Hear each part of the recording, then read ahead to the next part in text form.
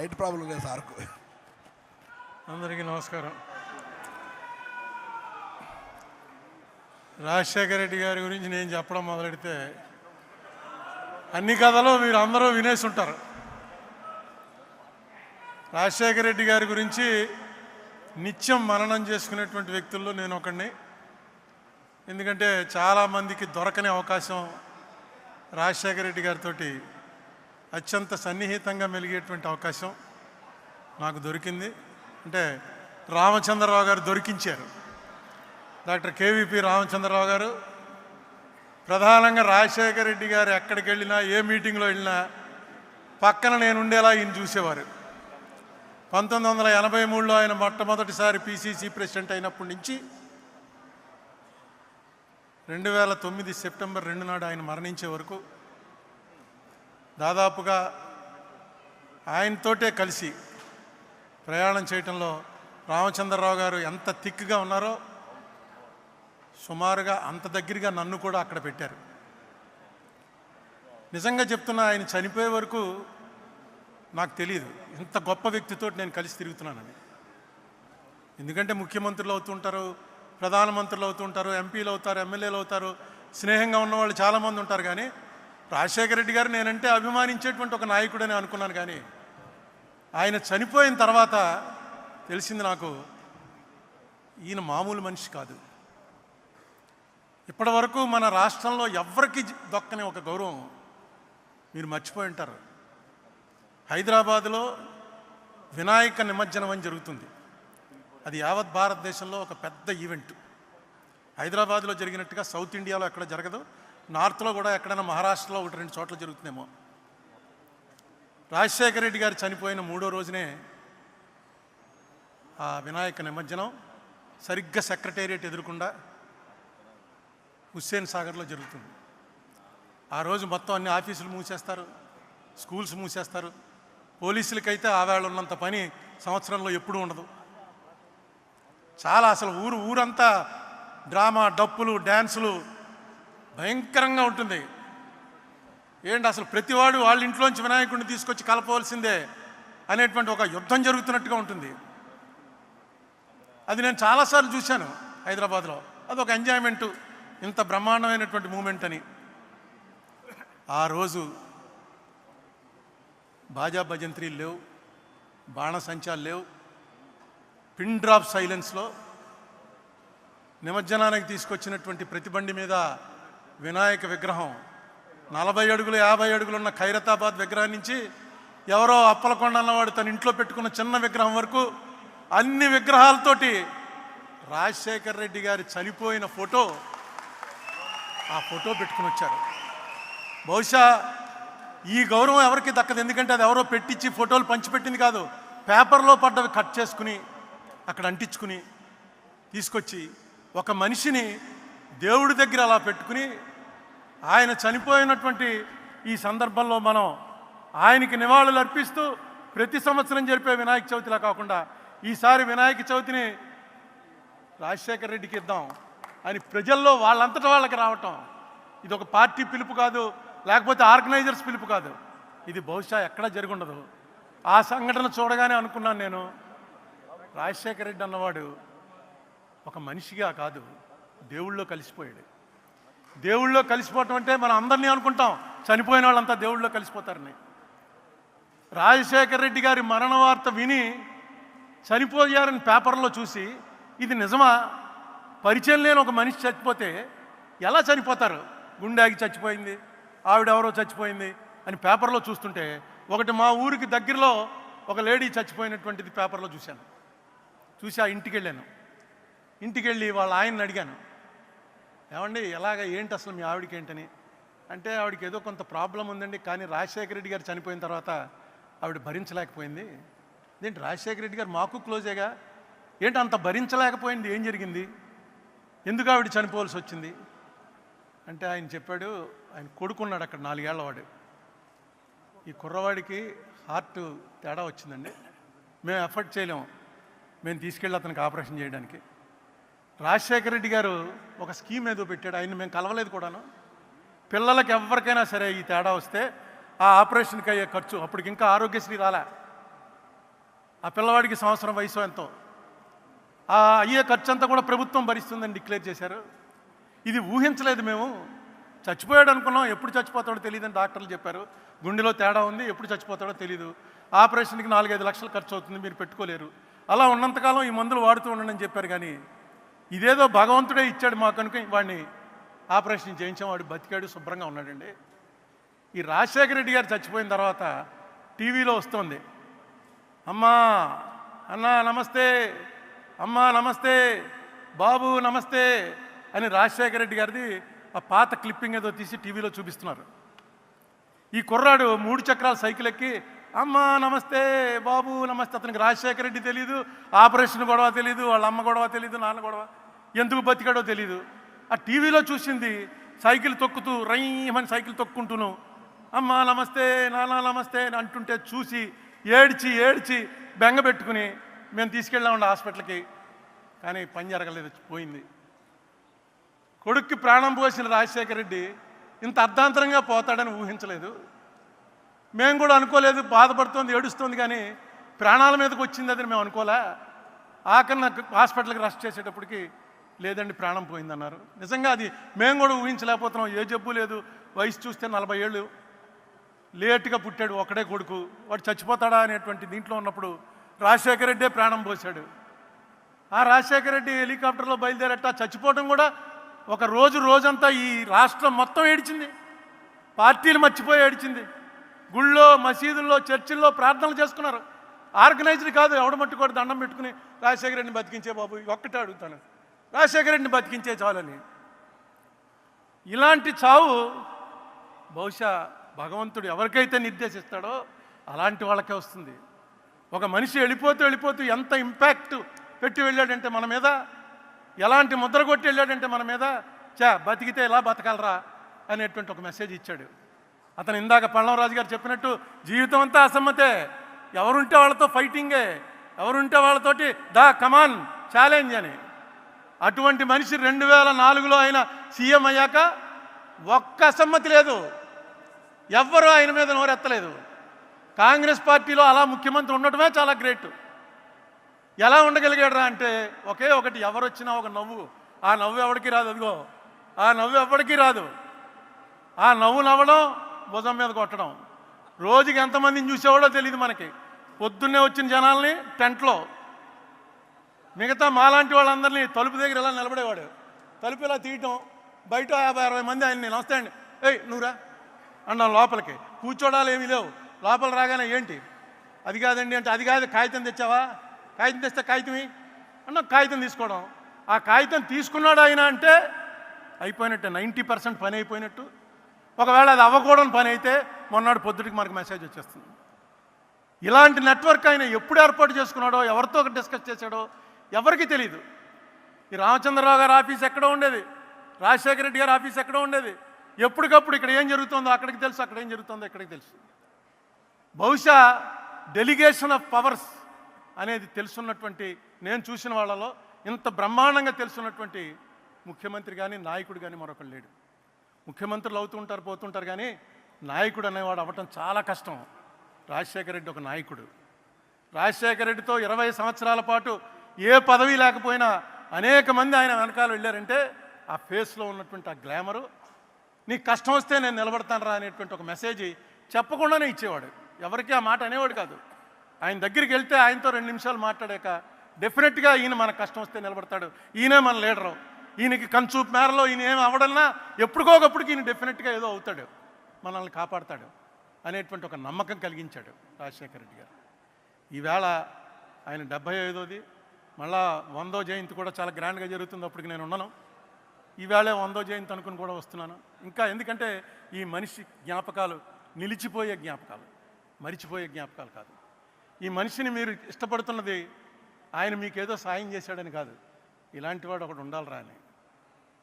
సాయం అక్కర్లేదు మనకి, ఆ మనిషి మొహం ఒకసారి తలుచుకుంటే ఒక్కసారి తెలియకుండా ఆనందం కలుగుతుంది. ఇదే పరిస్థితుల్లో రాజశేఖర రెడ్డి ఉంటే ఏం జరుగునరా అనుకుంటే ఖచ్చితంగా మంచే జరుగుతుంది అని మనకి నమ్మకం వస్తుంది. రాజశేఖర రెడ్డి గారికి నివాళులు అర్పిస్తూ రేవంత్ రెడ్డి గారు వచ్చారు. ముఖ్యమంత్రి మాట చెప్పకపోతే బాగుండదు. రేవంత్ రెడ్డి గారు మీకు ఈవేళ ఒక మహర్దవకాశం లభించింది. ఆంధ్ర తెలంగాణ మధ్య శాశ్వతంగా ఒక అనుబంధాన్ని కల్పించేటువంటి అవకాశం మీకు లభించింది. ఈ మాట ఎందుకన్నానంటే ఇది కాంగ్రెస్ వాళ్ళే చేయగలరు. కాంగ్రెస్కు ఉన్నటువంటి జెనెటిక్గా కాంగ్రెస్ ముఖ్యమంత్రి అనగానే ఆయనే చేయగలడు ఈ పని. మన మధ్య ఆంధ్ర వాళ్ళకి ఏనాడు కూడా తెలంగాణ వారి మీద ఏ రకమైన కోపం లేదు, ఏ రకమైన ద్వేషం లేదు. అది మీకు తెలుసు. మీకు మా మీద కోపం వచ్చింది, దానికి ఒక కారణం ఉంది, అది మాకు తెలుసు. లేకపోతే పొన్నం ప్రభాకర్ నేను 5 ఏళ్ళు మాట్లాడుకోలే. 5 ఏళ్ళు రోజు ఇద్దరం ఎంపీలం బాగా క్లోజు.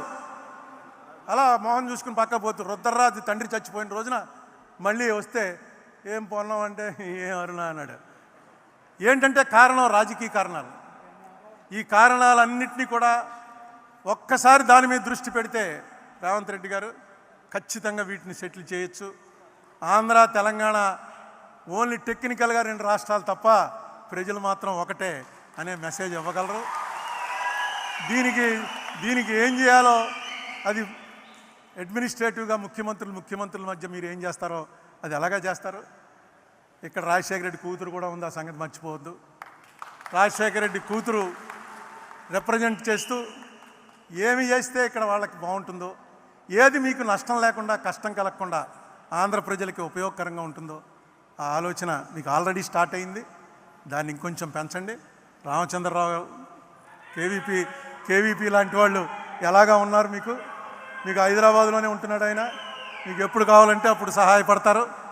ఖచ్చితంగా ఈ క్రెడిట్ మాత్రం రేవంత్ రెడ్డి గారికి దక్కటం కోసమే ఆయన ముఖ్యమంత్రి అయ్యాడని నేను తలుస్తున్నా. రాజశేఖర రెడ్డి గారి ఆశీస్సులు ఆయనకి ఎప్పుడూ ఉంటాయని నమ్ముతూ సెలవు.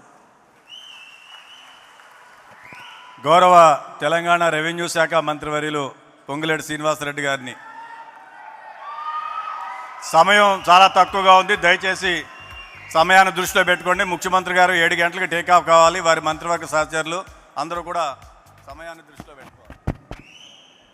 సభకు నమస్కారం. వేదిక మీద ఉన్న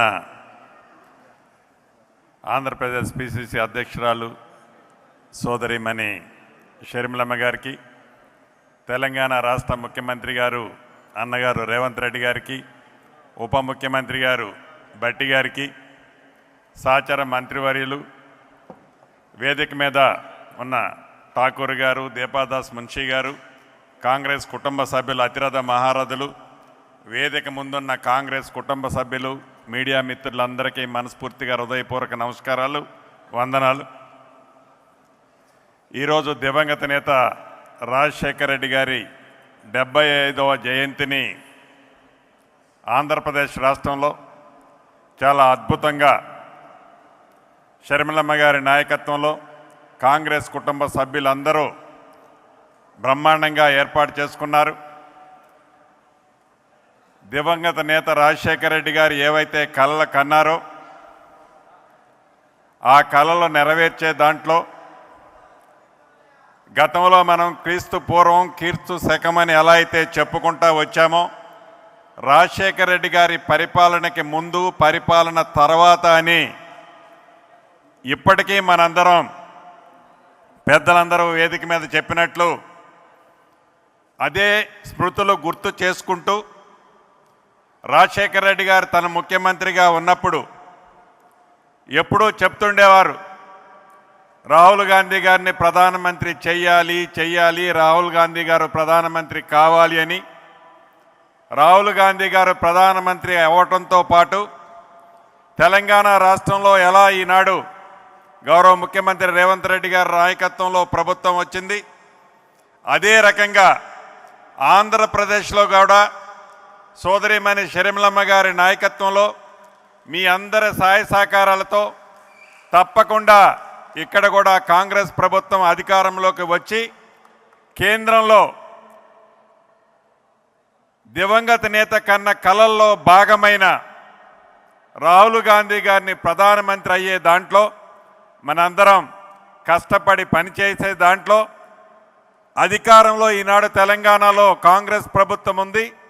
తప్పకుండా గౌరవ ముఖ్యమంత్రి గారు సహచర మంత్రులమంతా ఆంధ్రప్రదేశ్లో ప్రభుత్వం ఏర్పాటు కావటానికి కావలసిన సహాయ సహకారాలన్నీ తప్పకుండా ఆంధ్రప్రదేశ్ కాంగ్రెస్కు ఉంటుందని మనస్ఫూర్తిగా ఈ వేదిక మీద నుంచి తెలియజేసుకుంటూ మరొక్కసారి దివంగత నేత స్మృతులని పెద్దలు చాలామంది వారితో ఉన్న అనుభవాలు పంచుకున్నారు.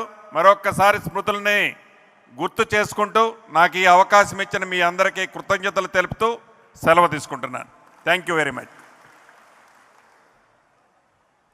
పెద్దలు మనందరికీ కూడా మార్గదర్శి డాక్టర్ వైఎస్ రాజశేఖర రెడ్డి గారికి అత్యంత సన్నిహితంగా వారి తోడు నీడగా రాజకీయాలు ప్రారంభించినప్పటి నుంచి ముఖ్యమంత్రి స్థాయి వరకు కూడా అనునిత్యం వారు వెన్నంటే ఉండినటువంటి గౌరవ మాజీ పార్లమెంట్ సభ్యులు డాక్టర్ కేవీపీ రామచంద్రరావు గారిని మాట్లాడవలసిందిగా కోరుతున్నాం.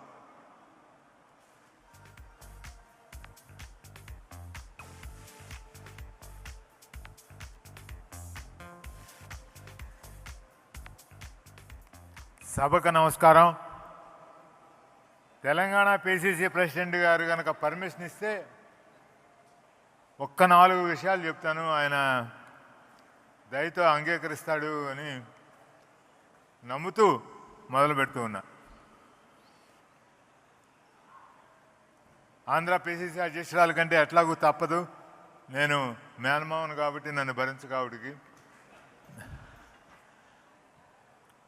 రాజశేఖర రెడ్డి గారి వ్యక్తిత్వాన్ని గురించి